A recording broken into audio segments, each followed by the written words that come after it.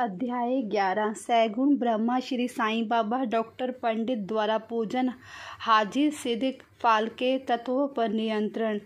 इस अध्याय में हम श्री साईं बाबा के सैगुण ब्रह्मा स्वरूप, उनका पूजन तथा तत्व नियंत्रण का वर्णन करेंगे। सैगुण ब्रह्मा श्री साईं बाबा। ब्रह्मा के दो स्वरूप हैं, निर्गुण और सहगुण। निर्गुण निराकार है और सहगुण साकार। यद्यपि एक ही ब्रह्मा के दो रूप हैं, फिर भी किसी को निर्गुण और किसी को सहगुण उपासना में दिलचस्पी होती है। जैसा कि गीता के अध्याय 12वें में वर्णन किया गया है, सहगुण उपासना सरल और श्रेष्ठ है। मनुष्य स्वयं आकार, शरीर, इंद्रिय आदि मैं है, इसीलिए उसे ईश्वर को साकार उपासना स्वभावतः ही सरल है।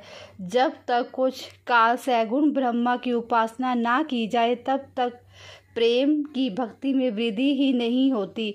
सैगुण उपासना में जैसे जैसे हमारी प्रगति होती जाती है, हम निर्गुण ब्रह्मा की ओर आसार अग्रसर होते जाते हैं। इसलिए सैगुण उपासना से ही श्री गणेश करना ही अति उत्तम है। मूर्ति, वेदी, अग्नि, प्रकाश, सूर्य, जल और ब्राह्मण आदि सब उपासना की वस्तुएं होते हुए भी सतगुरु ही इन सब में श्रेष्ठ है। श्री साईं बाबा का स्वरूप आँखों के सम्मुख लाओ। जो वैराग्य की प्रत्यक्ष मूर्ति और अन्य शरणागत भक्तों के आश्रयदाता है, उनके शब्दों में विश्वास लाना ही आसन और उसके पूजन का संकल्प करना ही समस्त इच्छाओं का त्याग है। कोई कोई श्री साईं बाबा की गणना भगवत भक्त अथवा एक महान भगत में करते थे या करते हैं, परंतु हम लोगों के लिए तो वह ईश्वर अवतार है। वह अत्यंत क्षमाशील, शांत, सरल और संतुष्ट थे, जिसकी कोई उपमा ही नहीं दी जा सकती। यद्यपि वह शरीरधारी थे, पर यथार्थ वह निर्गुण, निराकार, अनंत और नित्य मुक्त थे। गंगा नदी समुद्र की ओर जाती हुई मार्ग में ग्रीष्म में व्यवस्थित अनेकों प्राणियों को शीतलता पहुंचाकर आनंदित करती है, फसलों और वृक्षों को जीवन दान देती और जिस प्रकार प्राणियों की क्षुधा शांत करती है, उसी प्रकार श्री साईं संत जीवन व्यतीत करते हुए भी दूसरों की साधना और सुख पहुंचाते हैं। भगवान श्री कृष्ण ने कहा है, संत ही मेरी आत्मा है और मेरी जीवित प्रतिमा और मेरे ही विशुद्ध रूप है। मैं स्वयं वही हूँ। मैं अवर्णनीय शक्तियाँ, ईश्वर की शक्ति जो कि सत्य, चित्त और आनंद है, शिरडी में साईं रूप में अवतीर्ण हुई थी। श्रुति तैत्तिरीय उपनिषद में ब्रह्मा की आनंद कहा गया है। अभी तक यह विषय केवल पुस्तकों में पढ़ते और सुनते थे, परंतु भगतगण ने शिरडी में इस प्रकार का प्रत्यक्ष आनंद पा लिया है। बाबा सब के आश्रयदाता थे, उन्हें किसी की सहायता की आवश्यकता न थी। उनके बैठने के लिए भगतगण एक मुलायम आसन और एक बड़ा तकिया लगा देते थे। बाबा भक्तों के भावों का आदर करते और उनकी इच्छा अनुसार पूजा आदि करने देने में किसी प्रकार की आपत्ति न करते थे। कोई इत्र और कोई चंदन लगाते, कोई सुपारी, पान और अन्य वस्तुएं भेंट करते और कोई नैवेद्य ही अर्पित करते थे। यद्यपि ऐसा जान पड़ता था कि उसका निवास स्थान शिरडी में है, परंतु वह तो सर्वव्यापक थे। इसका भक्तों ने नित्य प्रति अनुभव किया। ऐसे सर्वव्यापक गुरुदेव के चरणों में मेरा बार बार नमस्कार है। डॉक्टर पंडित की भक्ति। एक बार श्री तात्या नूलकर के मित्र डॉक्टर पंडित बाबा के दर्शनार्थ शिरडी पधारे। बाबा को प्रणाम कर वह मस्जिद में कुछ देर तक बैठे। बाबा ने उन्हें श्री दादा भट्ट केलकर के पास भेजा, जहां पर उनका अच्छा स्वागत हुआ। फिर दादा भट्ट और डॉक्टर पंडित एक साथ पूजन के लिए मस्जिद पहुंचे। दादा भट्ट ने बाबा का पूजन किया। बाबा का पूजन तो प्राय सभी किया करते थे, परंतु अभी तक उनके शुभ मस्तक पर चंदन लगाने की किसी ने भी साहस नहीं किया था। केवल एक महासापति उसके गले में चंदन लगाया करते थे। डॉक्टर पंडित ने पूजन की थाली में से चंदन लेकर बाबा के मस्तक पर त्रिपुंडाकार लगाया। लोगों ने महान आश्चर्य से देखा। बाबा ने एक शब्द भी नहीं कहा। संध्या समय दादा भट्ट ने बाबा से पूछा, क्या कारण है कि आप दूसरों को भी मस्तक पर चंदन नहीं लगाने देते, परंतु डॉक्टर पंडित को आपने कुछ भी नहीं कहा। बाबा कहने लगे, डॉक्टर पंडित ने मुझे अपने गुरु श्री रघुनाथ महाराज धोपेश्वरकर, जो कि काका पूर्णानिक के नाम से प्रसिद्ध है, के ही समान समझा और अपने गुरु को वे जिस प्रकार चंदन लगाते थे उसी भावना से उन्होंने मुझे चंदन लगाया। तब तक मैं कैसे रोक सकता था? पूछने पर डॉक्टर पंडित ने डॉक्टर दादा भट्ट से कहा कि मैंने बाबा को अपने गुरु काका पूर्णानिक के समान जानकर ही उन्हें त्रिपुंडाकार चंदन लगाया है, जिस प्रकार मैं अपने गुरु को सदैव लगाया करता था।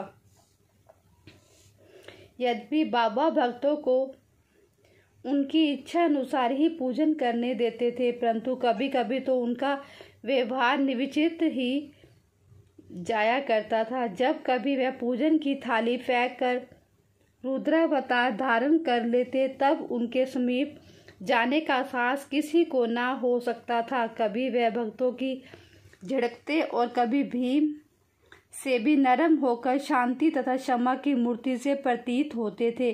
कभी कभी वह क्रोधावस्था में कंपायमान हो जाते और उनके लाल नेत्र चारों ओर घूमने लगते थे। तथापि उनके अंतःकरण में प्रेम और मातृ स्नेह का स्रोत बहा ही करता था। भक्तों को बुलाकर वह कहा करते थे कि उन्हें तो कुछ ज्ञात ही नहीं है कि वह कब उन पर क्रोधित हुए। यद्यपि यह संभव हो तो समुद्र नदियों को लौटा दे तो वह भक्तों के कल्याण की भी उपेक्षा कर सकते हैं। वह तो भक्तों के समीप ही रहते थे और जब भक्त उन्हें पुकारते और वह तुरंत ही उपस्थित हो जाते हैं। वह तो सदा भक्तों के प्रेम के भूखे हैं।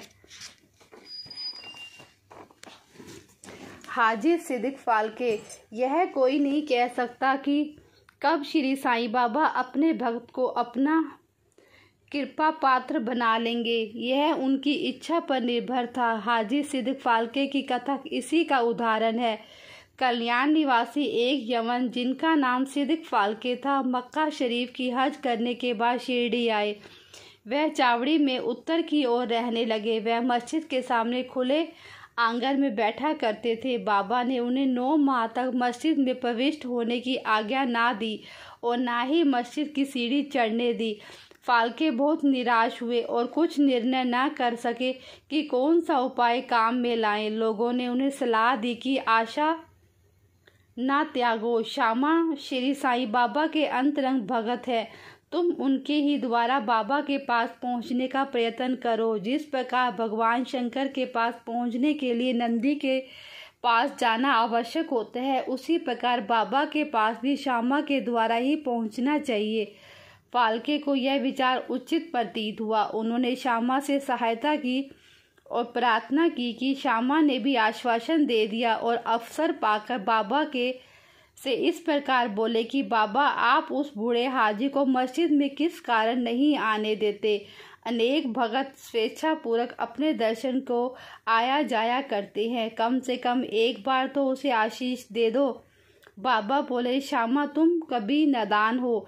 यदि फकीर नहीं आने देता है तो मैं क्या करूं? उनकी कृपा के बिना कोई भी मस्जिद की सीढ़ियां नहीं चढ़ सकता। अच्छा, तुम उसमें पूछ आओ कि क्या वह 12वीं कुएं की निचली पगडंडी पर आने को सहमत है। श्यामा स्वीकारात्मक उत्तर लेकर पहुंचे। फिर बाबा ने पुनः श्यामा से कहा कि उससे फिर पूछो कि क्या वह मुझे 4 किश्तों में 40,000 रुपये देने को तैयार है। फिर श्यामा उत्तर लेकर लौटे कि आप कहे तो मैं 40 लाख रुपए देने को तैयार हूँ। मैं मस्जिद में एक बकरा हलाल करने वाला हूँ, उससे पूछो कि उसे क्या रुचिकर होगा, बकरे का मांस, नाग या अन्न को। श्यामा यह उत्तर लेकर लौटे कि यदि बाबा के भोजन पात्र में से एक ग्रास भी मिल जाए तो हाजी अपने को सौभाग्यशाली समझेगा। यह उत्तर पाकर बाबा उत्तेजित हो गए और उन्होंने अपने हाथ से मिट्टी का बर्तन पानी की गागर उठाकर फेंक दी और अपनी कपनी उठाए हुए सीधे हाजी के पास पहुँचे। वह उनसे कहने लगे, व्यर्थ ही नमाज क्यों पढ़ते हो? अपनी श्रेष्ठता का प्रदर्शन क्यों करते हो? यह वृद्ध हाजियों के समान वेशभूषा तुमने क्यों धारण की है? क्या तुम कुरान शरीफ का इसी प्रकार पठन करते हो? तुम्हें अपने मक्का हज का अभिमान हो गया है, परंतु तुम मुझसे अनभिज्ञ हो। इस प्रकार डांट सुनकर हाजी घबरा गया। बाबा मस्जिद को लौट आए और कुछ आमों की टोकरियां खरीदकर हाजी के पास भेज दी। वह स्वयं भी हाजी के पास गए और अपने पास से 55 रुपये निकालकर हाजी को दिए। इससे के बाद बाबा हाजी से प्रेम करने लगे और अपने साथ भोजन करने को बुलाने लगे। अब हाजी भी अपनी इच्छा अनुसार मस्जिद में आने जाने लगे।